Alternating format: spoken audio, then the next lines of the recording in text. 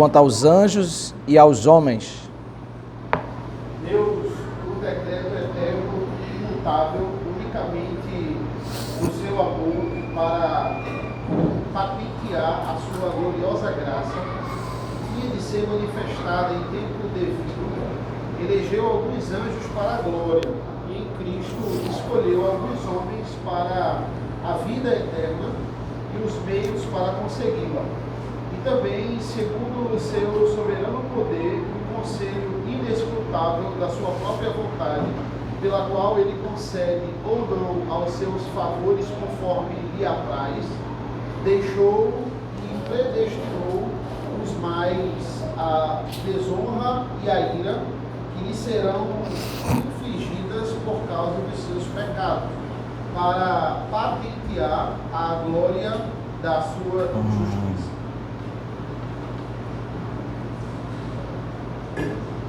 Alguém pode ler 1 Timóteo 5, 21? Quem pode ler? Aí sinalize, por favor, quem pode ler.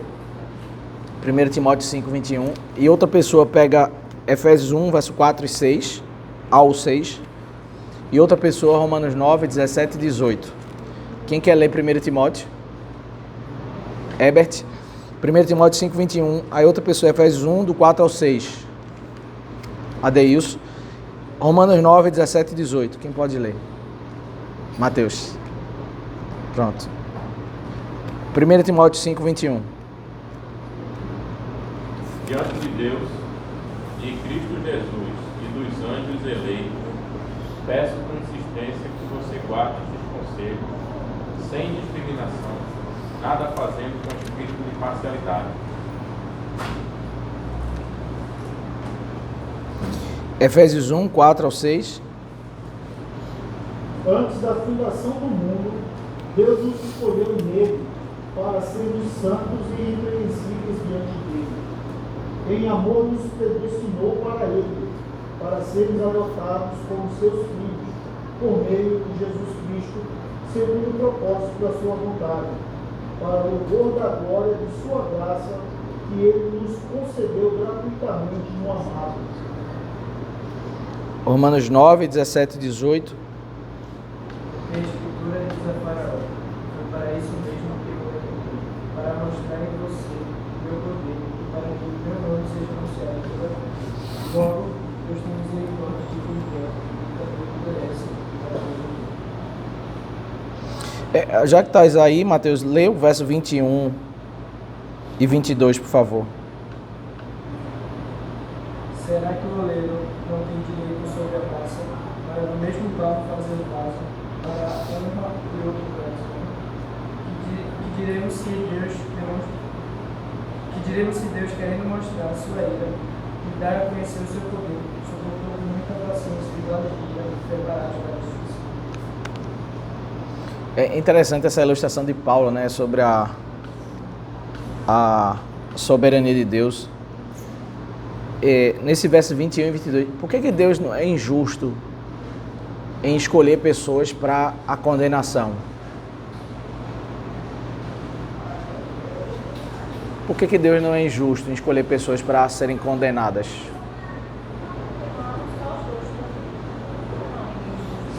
Porque todos são culpados.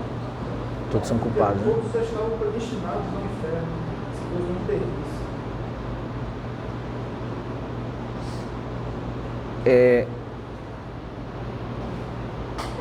Tudo que vocês falaram está correto, mas parece que não responde ainda a pergunta.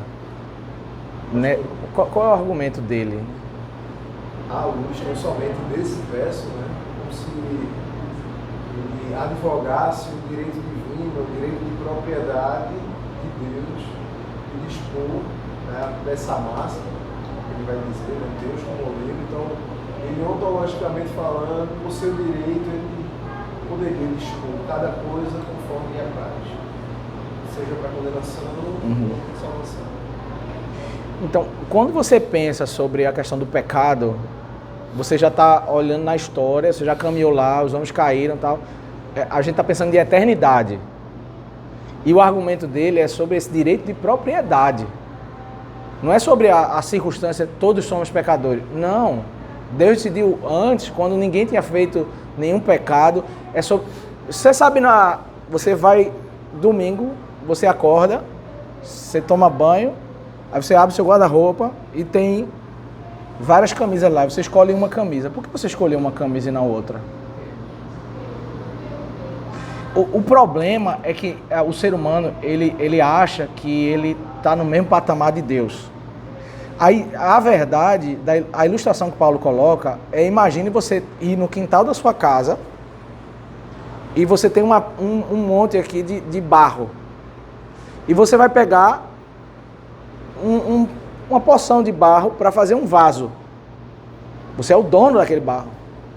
E você pode pegar um pouco do barro da esquerda e um pouco da direita.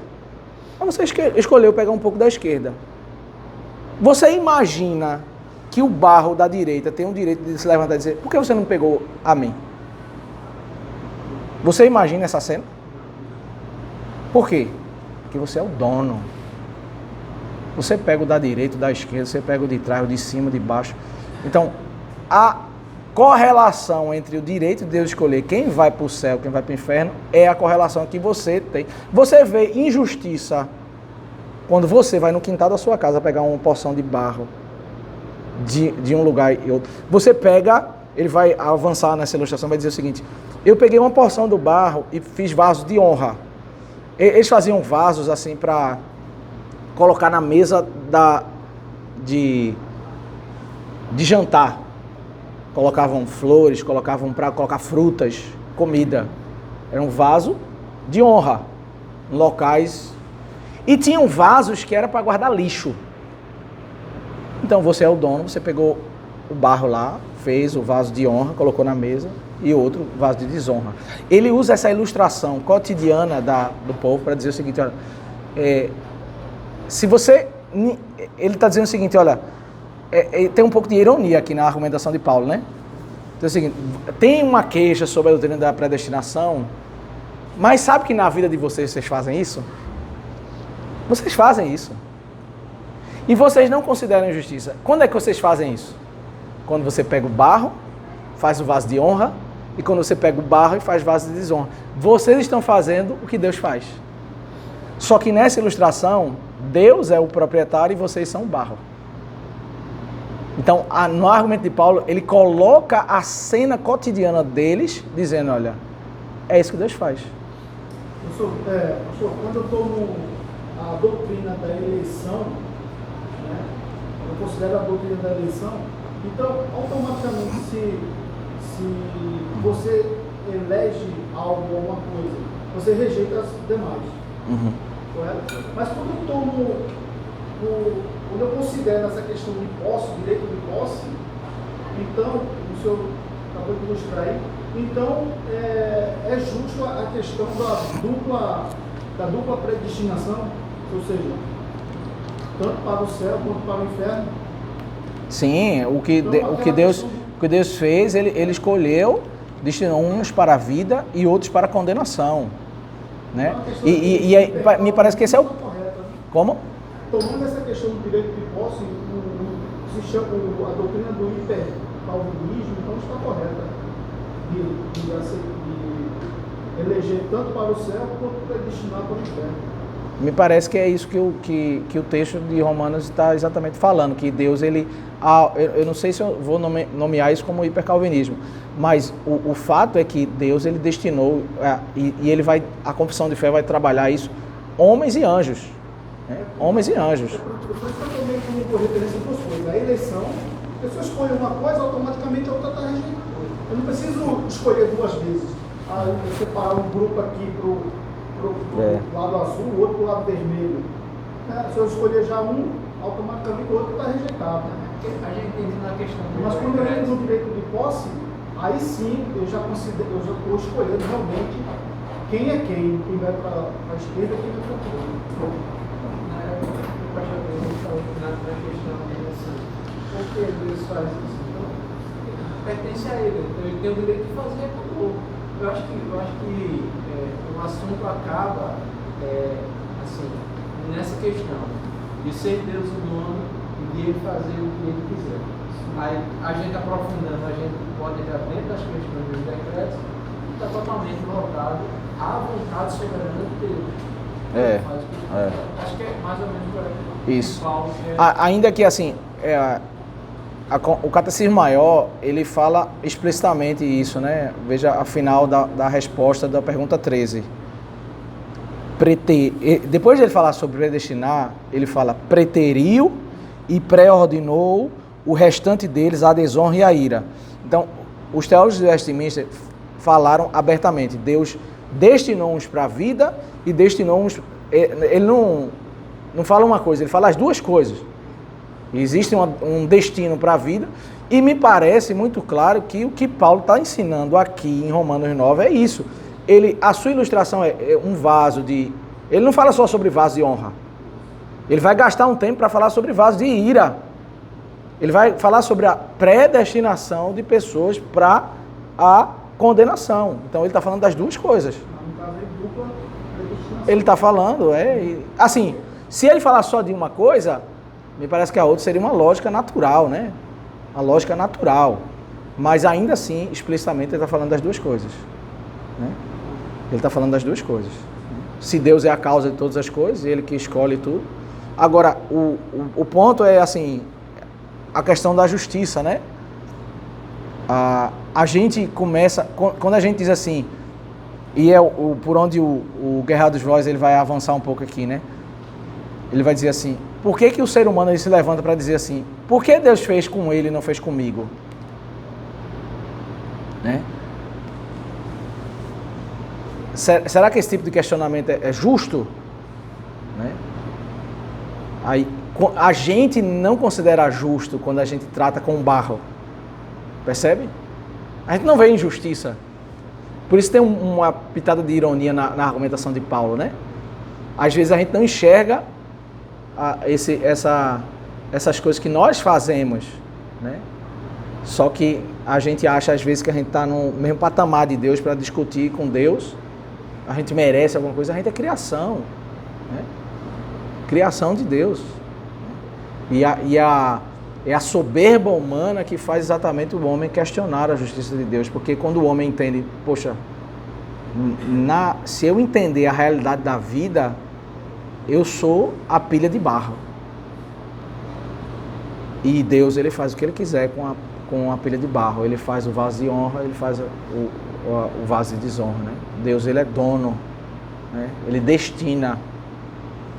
Pastor, o problema do hipercalvinismo que você falou, Adeilson, essa ideia de vaso de honra e desonra não é hipercalvinismo, assim, é calvinismo mesmo. Calvino falava isso. Isso é bíblico, mas assim, o que é que a gente chama de hipercalvinismo? É a implicação disso.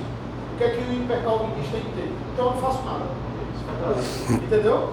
Eu não preciso estar evangelizando, esperando e pregar. Por quê? Porque o vaso de honra é vaso de honra e desonra é desonra. Então, a ideia é ele se omite na ideia que independente da predestinação, eu tenho um objetivo na Terra. Entendeu? Mas aí o hipercalvinista ele se omite. Não precisa eu fazer. Deus já decretou. Entendeu? E aí o ponto é que o mesmo Deus que decreta os fins, ele também ordena os meios para esses fins. E por vezes essa imagem, essa ideia fatalista vai, em nome desse decreto, desprezar o que o Senhor ordenou, seja para a graça, bem como onde ele vai manifestar o juízo, chamando entregue a si mesmo. Isso, perfeito. Aí tem uma questão interessante que ele coloca aqui. Qual é a diferença que há da parte de Deus entre a eleição dos homens e a eleição dos anjos? Qual é a diferença que existe? Deus escolheu homens e anjos. Qual é a diferença da parte de Deus entre a eleição dos homens e a eleição dos anjos?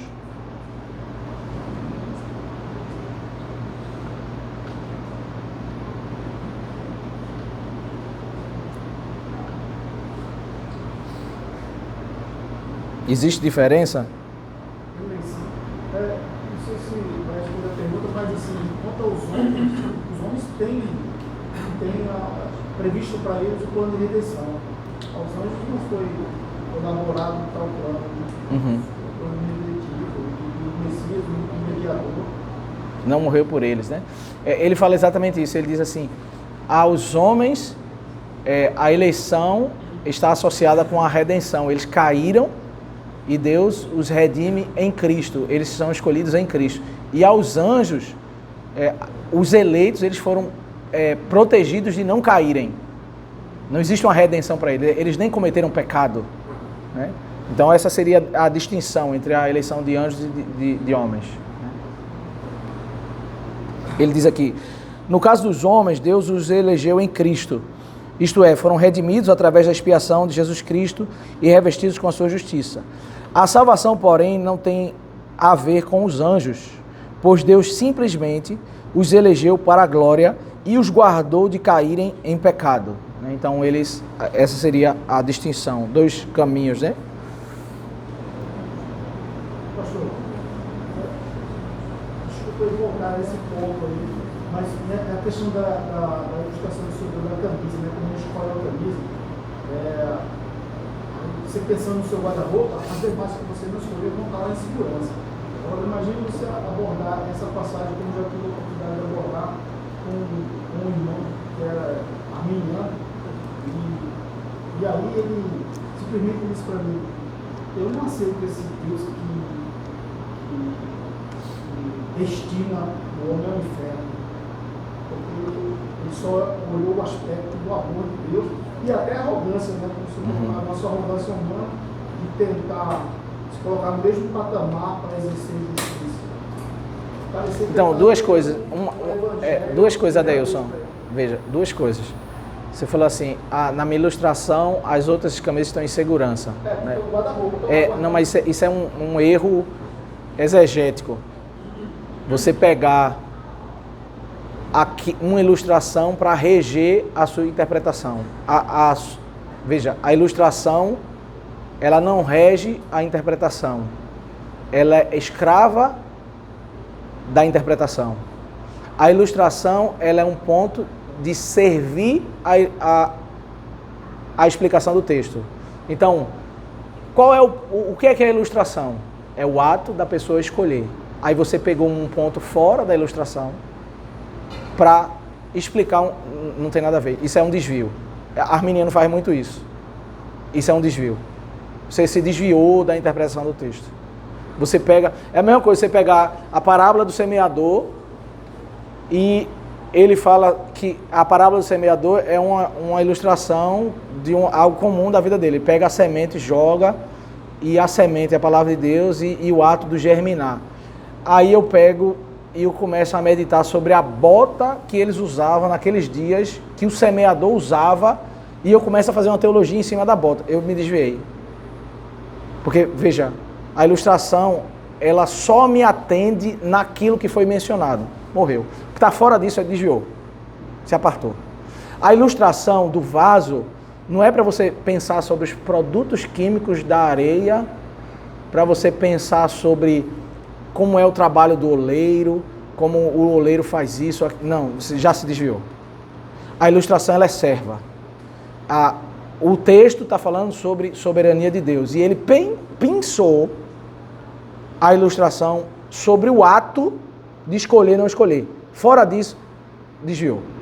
Você pensa isso aqui para servir a explicação. Fora disso aqui é um desvio. Mas se você pegar a ilustração e começar a imaginar, não, mas o oleiro, mas não sei o que, aí você já se desviou, entendeu? Porque a ilustração, ela é serva naquilo e somente naquilo mencionado. Ela agora não vai reger. Eu não vou entender a história da redenção sobre um trabalho de um agricultor. Eu quero entender sobre Cristo e a história da redenção, agora eu vou entrar, ver como é o trabalho de um semeador e tudo que o semeador faz, eu vou, a partir do trabalho do semeador, entender Cristo. Não, eu já me desviei, porque ele é a ilustração é uma serva. Eu pinço aquilo e pronto. Então, na ilustração do vaso, é escolha. Aí eu criei uma ilustração paralela, só no ato de escolher. Acabou. Nessa ilustração, a não escolhida, ela foi rejeitada. Ela não está em segurança. Como assim em segurança? Ela foi rejeitada. Ela não foi escolhida. E como é o texto que rege o significado, ser rejeitado significa... Ficar no guarda-roupa significa ir para o inferno. Entendeu? Então, a ilustração, ela serve à interpretação. Ela não rege a interpretação. Eu não vou entender a teologia da redenção por causa de guarda-roupa e roupa. Né? A interpretação é o texto e a ilustração ilustra. Somente isso. Agora, o arminiano faz muito isso, né? Como você falou, como ele tem um pressuposto equivocado e o texto não encaixa no seu pressuposto, então ele rejeita o texto. Mexe com... A doutrina da eleição, ela nos coloca no nosso devido lugar. Ela diz assim, nós não somos nada. Nós somos barro. E isso fere o orgulho humano. Né? Como assim eu sou barro? Eu não aceito isso. Né? Veja, o barro é exatamente isso. O argumento de Paulo é dizer, quem é você para dizer?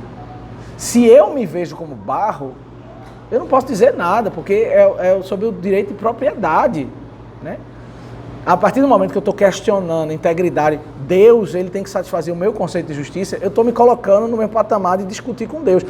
Jó, ele na sua dificuldade, ele chegou a se desviar e chegar nessa loucura, né?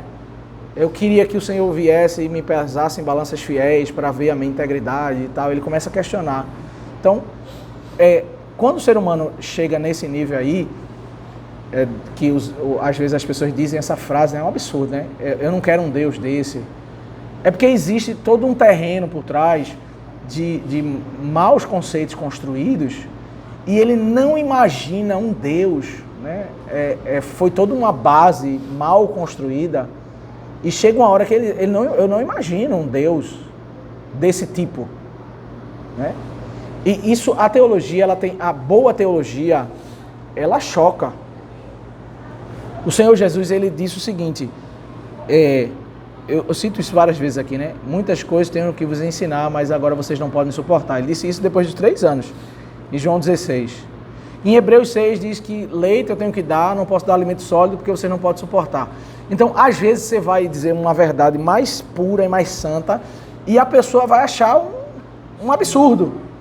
Por quê? Porque a base que ela construiu de ensino, de conceito, é tão distante da verdade que aquilo ali choca, ela recebe como uma heresia, como se fosse uma heresia. E ela se exaspera, ela acha aquilo ali um absurdo, né? Os princípios que o senhor falou pode ter sido em cima de teologia centrada no homem. E aí exatamente. Ele ser especial, que ele é especial. Isso. Ele é tão especial que Deus desceu para me salvar. Exatamente. Pastor, essa parte que dizer esfere o orgulho humano, né? Teria a ver com Gênesis 3, tem algum resquício aqui, porque no diálogo da serpente com a mulher diz assim, versículo 5, porque Deus sabe que no dia em que dele comer, se nos abrirão os olhos, e como Deus sereis conhecedores do bem e do mal. Então, o fato de Eva atentar para essa realidade, ser conhecedor do bem e do mal, e ser como Deus. O fato do homem não aceitar essa questão de Deus ser soberano sobre o homem, tem a ver, alguma coisa a ver com esse fato de Deus aqui? Não. Tem a ver, com certeza, né? O Satanás, ele quer inculcar no coração do homem, e é isso que o mundo proclama, né? Que Deus é um ser perverso, e é um ser que, nos seus decretos, ele tem uma intenção de nos privar da felicidade. Então, qual é o caminho da esperteza? Eu vou burlar a Deus para eu conquistar isso, né? Eu sei, é esse caminho que Deus quis me privar. Eu vou conseguir ter aquilo que Deus não quis, porque Ele não quer que ninguém seja igual a Ele, né? Então, é isso, né? Esse é o argumento do mundo. Por que o mundo diz assim, ó, não vá para a igreja? Porque isso é uma vida infeliz, né? O que é a vida feliz? É vida no pecado, né? É vida no carnaval, é o que o mundo proclama, né? Isso está lá em Gênesis 3, é o que a serpente proclama, né? Enquanto que a Bíblia diz que a lei do Senhor ela é boa, ela restaura a alma, né? Então Deus é um soberano bondoso. Satanás quer inculcar para nós que ele é um tirano perverso. Ele é um tirano, ele dá ordens para nós, ele não quer nos ver felizes. né? Essa é a imagem que Satanás ele quer inculcar em nós, né? Que os decretos de Deus têm maldade por trás. Ele diz aqui, além de eleger os homens para a vida eterna, para que mais foi que nos elegeu? Ele também os elegeu para alcançar meios. Aqueles que foram escolhidos por ele para a vida eterna também foram escolhidos para receberem os meios de obterem a vida eterna. Quer dizer, se Deus preordenou alguém para receber a vida eterna, ele também preordenou que ele ouça o Evangelho, se arrependa dos seus pecados, creia em Jesus, para que a pessoa possa receber com certeza e sem falhar a vida eterna. Né? Então, isso é algo muito claro na teologia reformada. Né? A soberania e o decreto de Deus, ele não nos leva para esse fatalismo. Né? Nós cremos nos meios, nós cremos na soberania de Deus e cremos que Deus escolheu os meios para isso. Né? Então, foram os reformados que enviaram os primeiros missionários aqui para o Brasil. Né? Foram pastores, discípulos de Calvino. Né? Não foram os arminianos que chegaram. Né? Os reformados têm enviado missionários por todo o mundo, né? Pessoas proclamando o Evangelho. Eles têm sido homens e mulheres de oração. Né? Isso não nos tem levado ao fatalismo por entender que isso é o cerne da teologia. Né? Ele fala aquela questão do preterir, né? No caso daqueles a quem Deus preteriu, qual razão para que ele os rejeite e não os escolha para a vida eterna? Né? A Bíblia descreve esse ato de preterir como fundamento na soberania de Deus. Isto é, não se baseia em nada do caráter, das obras ou da vida da pessoa em questão, mas procede da autoridade suprema que Deus possui. Isso não significa que Deus não tenha razões para preterir aqueles a quem ele rejeitou. Significa apenas que essas razões são do conselho secreto de Deus, não reveladas a nós, nem se baseiam no caráter, obras ou condutas humanas. Então, é interessante isso que Gerhard Rosch fala, que assim, por que Deus não decidiu mandar pessoas para o inferno? Por que Deus decidiu mandar pessoas para o inferno? Aí ele diz assim, o fundamento disso não é o pecado delas. O fundamento disso é o decreto eterno de Deus, dele como dono, como tendo direito de escolher pessoas, ele tem o direito de decretar pessoas que vão para o inferno.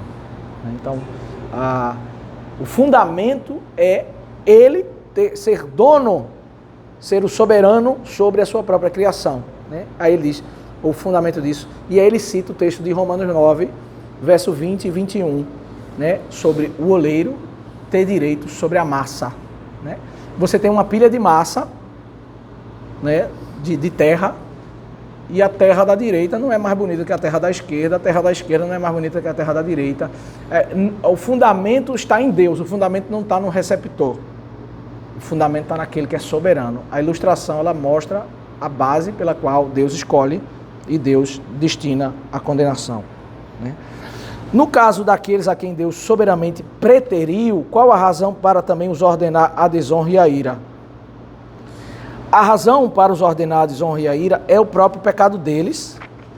Notem-se as palavras infligidas por causa dos seus próprios pecados, é o que está na confissão de fé. Portanto, Deus, ao pré-ordenar alguns homens para o castigo eterno, não leva em conta apenas soberania, mas baseia-se no atributo da sua perfeita justiça.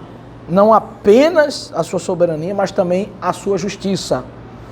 Eles são castigados porque, como pecadores, merecem ser castigados, e não porque Deus rejeitou. No inferno, os ímpios reconhecerão que estão sofrendo um castigo merecido e que Deus tratou com eles estritamente segundo a justiça. Então, essas coisas elas não são incoerentes. Deus é soberano e Deus é justo. A sua soberania não anula o fato de que aqueles que vão para o inferno são pecadores, merecedores do inferno. A base é na eternidade a sua escolha, o seu direito de escolha. Mas além disso, eles se tornam pecadores, eles são culpados e são condenados por causa dos seus próprios pecados. Né? Aí, veja, Gerhard Rosch, veja como isso é atual, né? Desde antigo, ele traz essa pergunta. Suponha que alguém diga, Se eu for predestinado para a vida eterna, eu a receberei, não importa se eu creia ou não. Por isso não preciso me preocupar em ser cristão. Como é que se deveria responder essa pessoa? Né? Será que a doutrina da predestinação nos leva ao fatalismo? Né? Como que se deve responder a uma pessoa dessa? Ele já levanta essa questão naqueles dias. Né? Como que se responde a isso, hein, Mateus?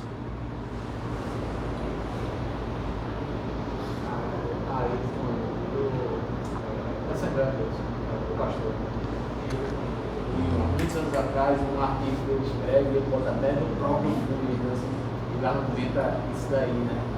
Quer dizer que mesmo que a pessoa queira ser salva, se ela foi destinada para o inferno, ela não vai ser salva. Mas ela não responde mais. É a questão sobre a responsabilidade humana. Que a gente não é salvo pelas obras, mas a fé sobre as obras é. Certo. Imagine que você está diante de um assembleano e você diz assim: olha, Deus predestinou as pessoas para a vida eterna.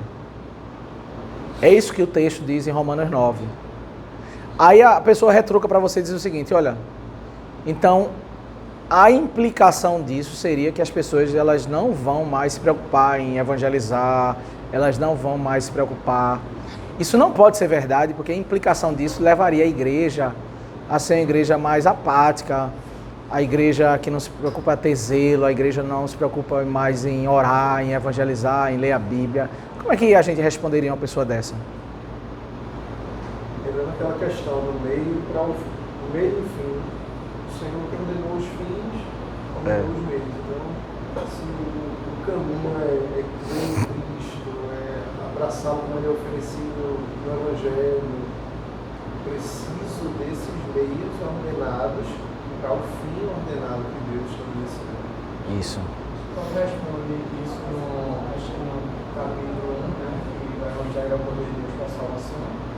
Em Romanos. Ele responde também, acho que É o meio da graça. 11, né, que a fé vem pelo ouvir a palavra de Deus, e aí a gente vai para Isaías, né, como um feirão seu nome aqui entregue. Tudo isso foi correto, né? São respostas boas para ser dadas para essa pessoa, mas levemente a queixa dessas pessoas às vezes nos desvia de um caminho de argumentação.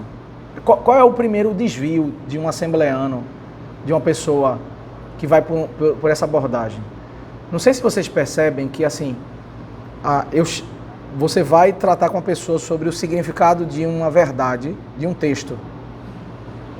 E a resposta dele não é mais sobre o texto, sobre a implicação do texto. Aí já é um desvio. Eu acho que o primeiro ponto para você dizer é o seguinte: mas o que significa o texto? Depois a gente vai pensar sobre as implicações do texto. Mas o que significa o texto? O texto diz isso. Se as pessoas... Porque isso é um fato, meus irmãos. Nós não podemos, como reformados, negar. Existem pessoas que recebem uma certa doutrina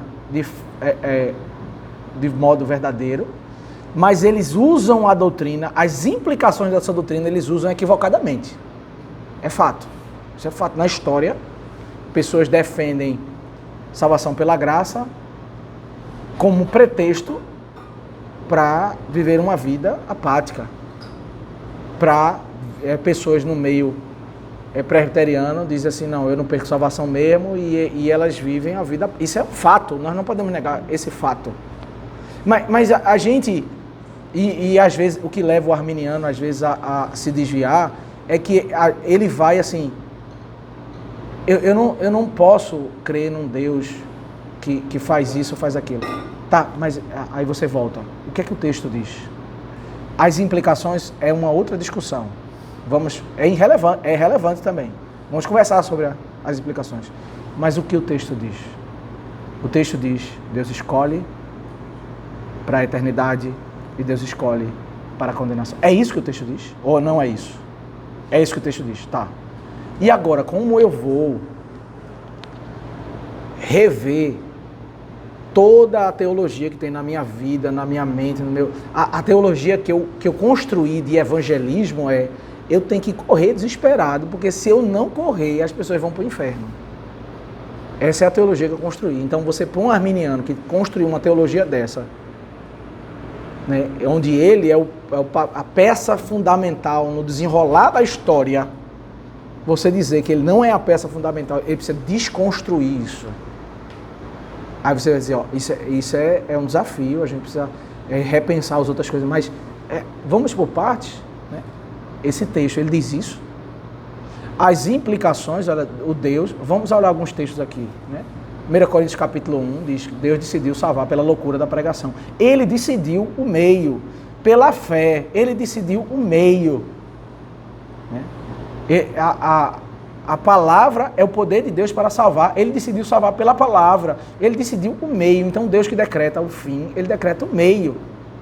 Então, você vai falar. Agora, sobre se isso é uma verdade ou não, aí, assim, a discussão da implicação é outra discussão. É outra discussão. Né?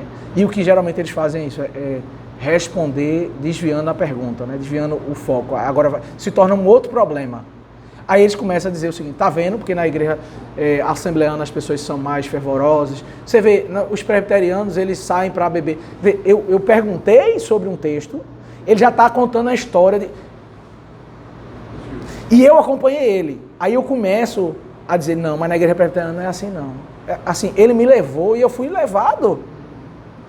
E eu estava argumentando sobre Romanos 9 e agora eu estou sendo defensor da IPB. Eu me desviei completamente. A discussão ela foi transitando de um tempo para outro. Né? Então eu preciso entender qual é o ponto. O ponto, Deus escolhe. Né? O Gerhard Voss ele vai dizer o seguinte, olha, o fato de nós reconhecermos a verdade de que Deus destina pessoas para a vida e para a eternidade, não significa que nós temos todas as respostas. Significa que nós reconhecemos que essa afirmação é bíblica. Existem muitos mistérios que não foram revelados. Né? Mas eu estou me atendo àquilo que Deus revelou. Aí, a partir dessa dificuldade que eu tenho, eu vou começar a negar aquilo que Deus revelou? Não. Né? Então, eu preciso entender isso. Né?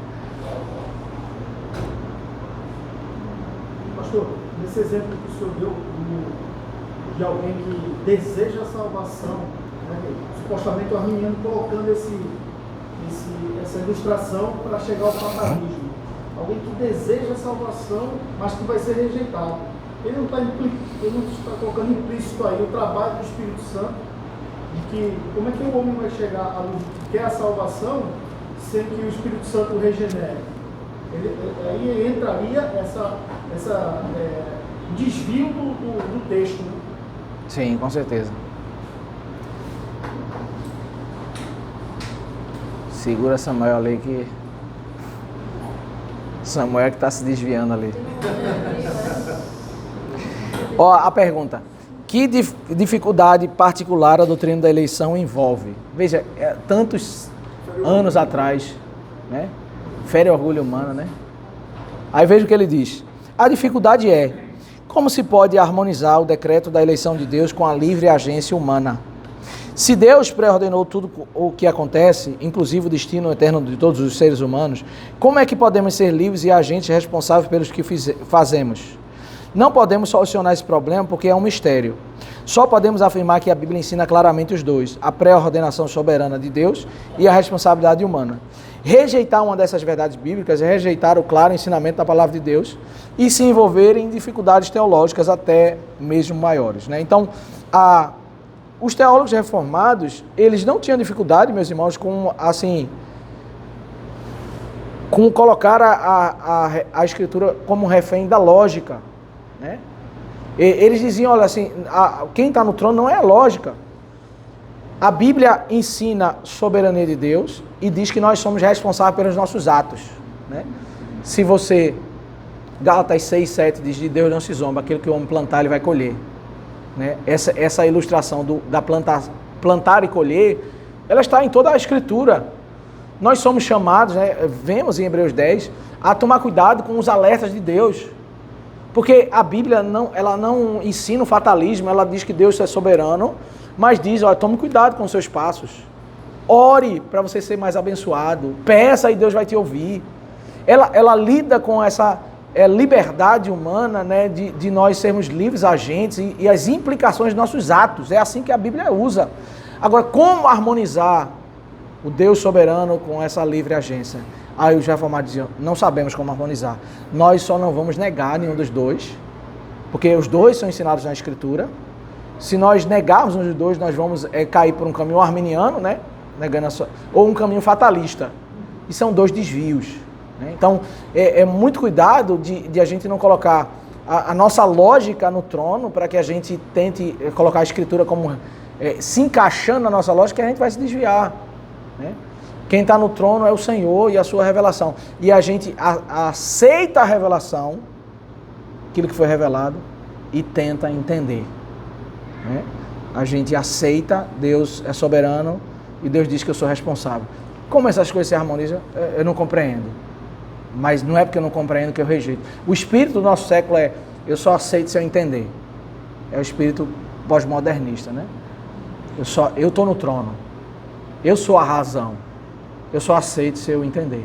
Eu não aceito um Deus que escolhe pessoas. É porque a pessoa está no trono. A pessoa sentou no trono. Se Deus não se encaixa nele, ele rejeita. Eu não aceito. As pessoas hoje dizem o seguinte: eu não aceito um Deus, né, que não aceita como amor a relação de um homem com outro homem. Um Deus que não aceita uma relação de amor de uma mulher contra a mulher. Né? As pessoas dizem isso. Eu não aceito um Deus desse. Por quê? Porque ela está no trono. Se Deus não se encaixa no que ela concebe sobre amor, sobre justiça, ela rejeita Deus. Porque ela está no trono, ela sentou no trono. Ela não está agora olhando para Deus no trono e querendo ouvir de Deus o que é justiça, o que é amor. Ela julga Deus, não é Deus que julga ela. Né? Então, daí você espera qualquer tipo de conclusão. Né? Pergunta 14. Como é que Deus executa os seus decretos? Deus executa os seus decretos na obra da criação e da providência, conforme a sua presciência infalível, o seu conselho livre e imutável na sua própria vontade. Né? Essa é uma palavra que na Escritura aparece, né? A presciência de Deus, que os arminianos às vezes citam muito isso, né? Deus executa na criação e na providência, né? A obra de Deus na criação e na providência, segundo a sua presciência. Segundo a perspectiva arminiana, Deus ele escolhe porque ele viu o que as pessoas iriam fazer. Então, como ele é presciente, ele escolheu. Então, eles entendem a presciência como assim Ele viu antes o filme, viu que fulaninho era bom, fulaninho era mal, e aí toda vez que Deus fala sobre eleição, a eleição está ligada com se você mostrar qualquer texto que fala de predestinação, eleição, eles sempre vão citar presciência, porque diz que Deus anteviu, né, que a pessoa iria escolher Deus, então ele predestinou. Então eles colocam sempre a causa final da história da humanidade no homem. Deus apenas é alguém que estava assistindo, viu antes, né? Só que a Escritura apresenta a presciência, né?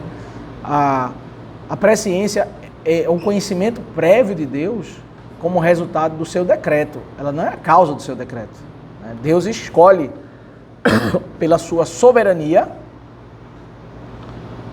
Deus escolhe livre de qualquer influência externa, uma das coisas que o Catecismo Maior já falou anteriormente, e ele escolhe, e por causa disso ele sabe, né, porque ele determinou. Né? Então a presciência é consequência do seu decreto, não é a causa do seu decreto. Né? Então essa seria a diferença entre a perspectiva arminiana e a perspectiva reformada. Alguma pergunta, colocação? Pastor, referente a essa questão, me veio uma frase de Agostinho que ele vai falar justamente sobre isso. Nós, aí entra nessa questão ontológica, o modo como Deus conhece é ontologicamente diferente de como conhecemos. nós só conhecemos aquilo que existe, certo? Então a gente precisa, se eu conheço um objeto, eu só o conheço porque ele é existente. No caso de Deus é o inverso. O objeto só existe porque ele conheceu. É um processo anterior. Então, quando a gente olha esse aspecto da presciência, justamente isso. Ele conheceu antes, porque ele conheceu antes que aquilo existe. É um conhecimento sem o qual aquilo não existiria, o fundamento. Então, há essa relação entre o decreto e o conhecimento de Deus nesse aspecto. Isso. O pastor, o arminiano ele só entende a destinação nesse sentido. Deus é refém da circunstância. E ele usa a onisciência para ver a circunstância. Mas é justamente o contrário. Ele decretou a circunstância. Ele decretou. Quando eu digo não, ele decretou, ele disse que ia acontecer assim. Então, assim, a rejeição vem aí. Esse argumento ele se destrói pelo próprio fato de Deus ter feito tudo na eternidade, né? Atemporal. Isso. Então, assim, é uma coisa meio lógica, né? É porque o arminiano ele vai reduzir a discussão sobre decretos de Deus para o tema da salvação, né? A confissão de fé, ela vai